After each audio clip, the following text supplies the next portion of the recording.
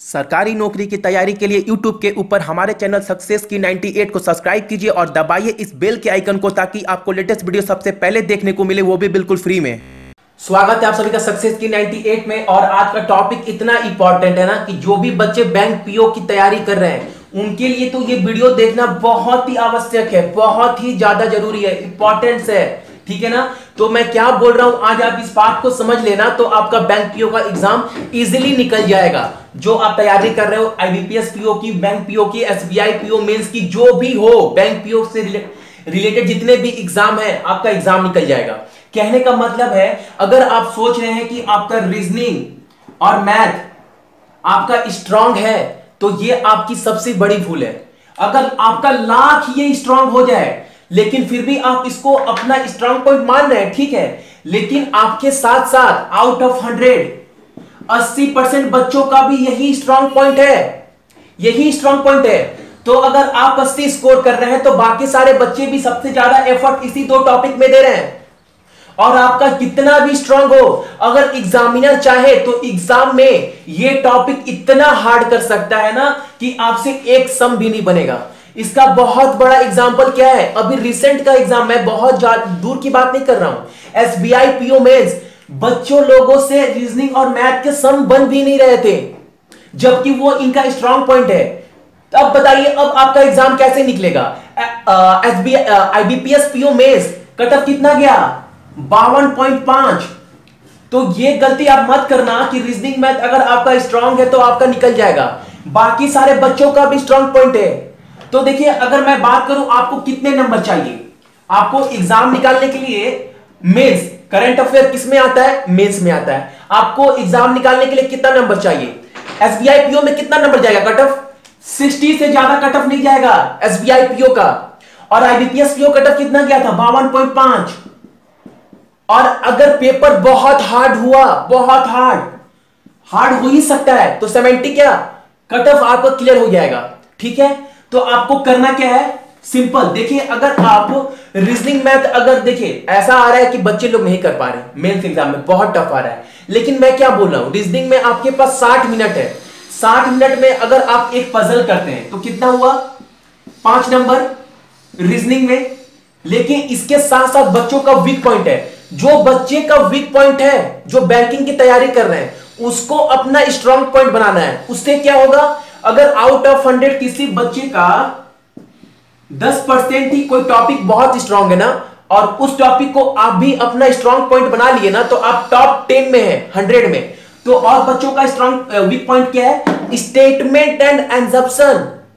अगर ये वीडियो मैं कल बना दिया हूं, आप जाकर हमारे चैनल पर देख लेना, बहुत अच्छे से समझाया हूं कि आप लोगों को इजीली समझ में आ जाएगा। पार्ट 1 था, जबकि पार्ट 1 भी काफी है, मैं पार्ट 2 भी लेकर आऊंगा।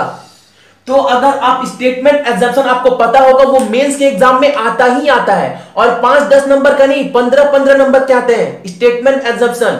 बहुत सारे टीचर बोलते हैं वो टॉपिक छोड़ दो, अरे कैसे छोड़ दो, ऐसे कैसे छोड़ दो, वो टॉपिक अगर आपको समझ में नहीं आ रहा है तो बच्चों को भी समझ में नहीं आएगा क्या, आप जाकर वो वीडियो देखना।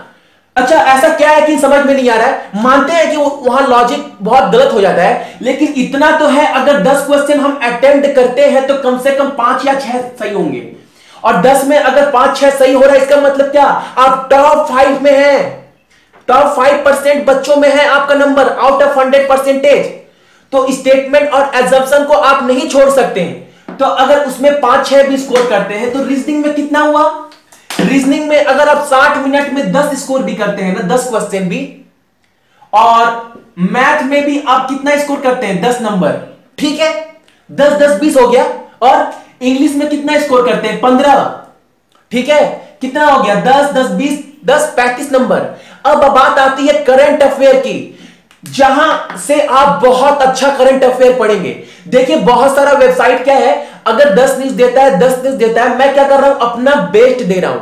किस बेसिस पर, बैंक ऑफ बड़ौदा के एग्जाम में बहुत सारे, मैं जितना मेहनत किया था ना, बहुत सारे क्वेश्चन क्या हो गए, टैली कर गए, बहुत सारे क्वेश्चन मैच किए थे। तो इस बार आईबीपीएस पीओ और देना जो भी एग्जाम आने वाला है उसका मैं तैयारी बेस्ट करा रहा हूं आप लोगों के लिए, ठीक है ना। तो करंट अफेयर, खुशखबरी यही है कि करंट अफेयर अब हमारे चैनल पे पर डे आएगा, पर डे। तो करंट अफेयर से अगर आप 40 में 30 स्कोर कर लेते हैं, और ये 30 स्कोर कब होगा, अगर आप अच्छे जगह से पढ़ रहे हैं तो, और ये वन वर्ड ही आएगा, ठीक है ना, लीनियर में, और ये अच्छा मैं दूंगा अपना बेस्ट, ठीक है ना। तो कितना हुआ, 30, 40, 50, 60, 65 नंबर हो गए। बताइए अगर कोई ये डाटा एसबीआई पीओ में बच्चा फॉलो किया होगा तो उसका तो मेंस निकल जाएगा बॉस, उसका तो मेंस का एग्जाम निकल जाएगा। लेकिन ये पढ़ना कहां से, अच्छा जगह से है। करंट अफेयर में ही बैंकिंग अवेयरनेस इंक्लूड है, आपको बैंकिंग सारी पढ़ने की जरूरत नहीं है। बैंकिंग जो कंस्टेंट बैंकिंग रहते हैं ना, जो फिक्स्ड बैंकिंग रहता है, उससे 1-2 मार्क्स ही आते हैं। आप खोलकर देख लो जितने भी एग्जाम हुए रिसेंट में, या फिर वो आईडीबीआई बैंक के हो, इंडियन बैंक हो, इंडियन पोस्ट पेमेंट बैंक हो, या फिर एनआईसीएल असिस्टेंट हो, एसबीआई पीओ हो, जो भी रिसेंट में एग्जाम हुआ है 17 में, कंस्टेंट बैंकिंग से 1-2 नंबर के क्वेश्चन ही आते हैं। और हां, लेकिन बैंकिंग अवेयरनेस जो वो कहां रहता है, इंक्लूड रहता है करंट अफेयर में। तो आप करंट अफेयर में सारा मेंटेन हो जाएगा।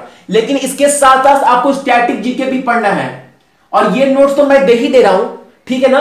तो मैं, हां, लेकिन एक बात जरूरी है, जैसे आज 21 तारीख है, आज 21 तारीख है, तो 21 का करंट अफेयर कब आएगा मेरे हमारे चैनल पर, 22 तारीख को। क्योंकि देखिए बहुत सारे चैनल क्या कर रहे हैं, 21 का 21 को दे रहे हैं, इसलिए क्योंकि बच्चों को फटाफट चाहिए, 21 का करंट अफेयर पढ़ना है, तो फटाफट किसी चैनल पे जा रहे हैं, दिया हुआ है, लेकिन वो सफिशिएंट डाटा नहीं है। तो मैं क्या कर रहा हूं, 21 तारीख का पूरा न्यूज रात को 12 बजे, जब तक पूरा 21 का डाटा मैं कलेक्ट करूंगा कि 21 तारीख में या आज के डेट में क्या इंपॉर्टेंट क्वेश्चन हुआ, रात को 12 बजे से लेकर पूरा 12 बजे तक 24 आवर्स में, वो डाटा इंपॉर्टेंट कलेक्ट कर मैं आपको दे दूंगा वीडियो में। और ये वीडियो कब आएगा, सपोज कर लीजिए 21 तारीख के, तो कल 22 को हमारा वीडियो आ जाएगा, ठीक है, रात में। जैसे आज 21 है तो आज रात को 20 क्या जून का वीडियो आ जाएगा आज, ठीक है। तो ये डेली वीडियो आएगा हमारे करंट अफेयर का, और ये मैं नया सेशन स्टार्ट कर रहा हूं क्योंकि मेरा पूरा कोशिश है कि आपको करंट अफेयर में अच्छा प्रोवाइड करूं, और ये डिसाइडर है, आप इस बात को आपको एक्सेप्ट करनी पड़ेगी। क्योंकि रीजनिंग मैथ अगर अब ऐसे आ रहे हैं, इतने पैटर्न चेंज हो रहे हैं, इतना लेवल इंक्रीज हो रहा है ना, कि बच्चे लोग एग्जाम में लाख प्रैक्टिस कर ले, लाख स्पीड टेस्ट दे दें, लेकिन ये फिर भी नहीं बन पा रहा है, ठीक है ना। तो हम कहने का मतलब है करंट अफेयर तो अपने हाथ में है ना, जो अपने बस में नहीं है उसको तो मैं नहीं कर सकता, लेकिन जो आपके पास है, जो लिमिटेड क्वेश्चन है, जो आप पढ़ सकते हैं, उसको तो कम से कम आप स्ट्रांग पॉइंट बनाइए। देखिए रीजनिंग और मैथ, अगर कोई बच्चा बोलता है कि मेरा बहुत स्ट्रांग है, अगर एग्जामिनर इसको बहुत हार्ड कर दिया, तो आप क्या केस करने जाएंगे आईबीपीएस के ऊपर, एसबीआई पीओ के ऊपर, उस एग्जामिनर के ऊपर, या जो पेपर सेट कर रहा है उसके ऊपर? बिल्कुल नहीं। लेकिन हां, इतना तो अगर आपका स्ट्रांग पॉइंट है, इतने दिन से रीजनिंग मैथ पजल कर रहा है, तो इतना तो पॉसिबल है कि 60 मिनट में 10 कर ले, और ये 45 मिनट में 10 कर ले, तो 20 तो हो ही जाएगा। और इंग्लिश के लिए मैं बता चुका हूं कि इंग्लिश के लिए करना क्या है। हमारे वेबसाइट क्या है, successkey98.com। अभी वो इस पे मैं काम नहीं कर रहा हूं, लेकिन उम्मीद करते हैं कल से मैं इस पर भी काम स्टार्ट कर दूंगा। तो आप यहां पर भी जाकर 2 क्लोज टेस्ट, जो भी करंट अफेयर आपको वहां पर भी मिल जाएगा। और एक बात, बहुत सारे हिंदी मीडियम के बच्चे हैं, वो बोलते हैं कि भैया करंट अफेयर इंग्लिश में देते हो, हिंदी में नहीं देते हैं। तो कोशिश करेंगे कि पूरा का पूरा कि मैं हिंदी में भी दिया करूं। अगर हिंदी में नहीं भी आता है ना, अगर क्वेश्चन वो इंग्लिश में रहेगा, जितना भी करंट अफेयर का पर डे का, तो मैं अपने आपको हिंदी में समझा तो दे रहा हूं ना। तो आप क्या करना, इंग्लिश में क्वेश्चन है लेकिन आप कहीं पर लिख लेना, मैं अच्छे से समझा दूंगा। देखिए पढ़ूंगा मैं इंग्लिश में, लेकिन समझाऊंगा हिंदी में अच्छे से। तो आपको ये टॉपिक भी अच्छे से करना है। देखिए आपको वैल्यूएशन समझनी पड़ेगी, अगर आपको एग्जाम निकालना है तो आप इस 2 टॉपिक के ऊपर डिपेंड होकर नहीं जा सकते, वरना आप फंस जाएंगे, फिर तो एग्जाम पर एग्जाम देते रहेंगे। तो आप इसकी वैल्यू समझिए, करंट अफेयर बहुत ही डिसाइडर है। देखिए, और मैं ये भी नहीं बोलता कि आज 21 है तो मैं सुबह 10 बजे 21 का दे दिया। अरे आज 21 है, कोई क्या, बहुत सारा वेबसाइट या यूट्यूबर क्या करते हैं, 21 का करंट अफेयर है, बच्चे लोग सर्च मारते हैं यूट्यूब में जाकर 21 जून करंट अफेयर कहां मिलेगा, बहुत सारे वीडियो हो जाएगा 21 का। लेकिन आप एक बात बताइए, अभी शाम को 4 बज रहा है, 4 बजे तक क्या डाटा है? 4 बजे तक का करंट अफेयर इंपॉर्टेंट है, इसके बाद न्यूज नहीं आएगा, इसके बाद कुछ करंट अफेयर नहीं बन सकता। फिर वो 22 में डालेंगे, 21 का। तो मैं क्या कह रहा हूं कि 21 वाला जो करंट अफेयर आएगा आज का डेट वाला, मैं कल अपलोड करूंगा पूरा का पूरा डाटा आज का कलेक्ट कर कर। लेकिन हाँ, कहने का मतलब यही है, आज से हमारा करंट अफेयर का सेशन स्टार्ट होगा, जो आपको समझना पड़ेगा कि ये बहुत डिसाइडर है।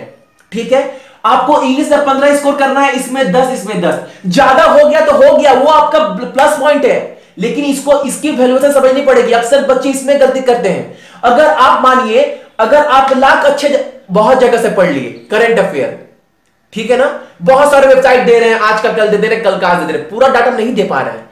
अगर वो 30, अगर आप टारगेट लेकर जा रहे हैं कि मुझे 30 अटेम्प्ट करना है और आपको कुछ क्वेश्चन ना मिले और आप आउट ऑफ 40, ठीक है, 25 अटेम्प्ट किए, ठीक है, जिसमें 5 गलत हो गया, जिसमें 5 गलत हो गया, अब आपका स्कोर करंट अफेयर में कितना बनेगा?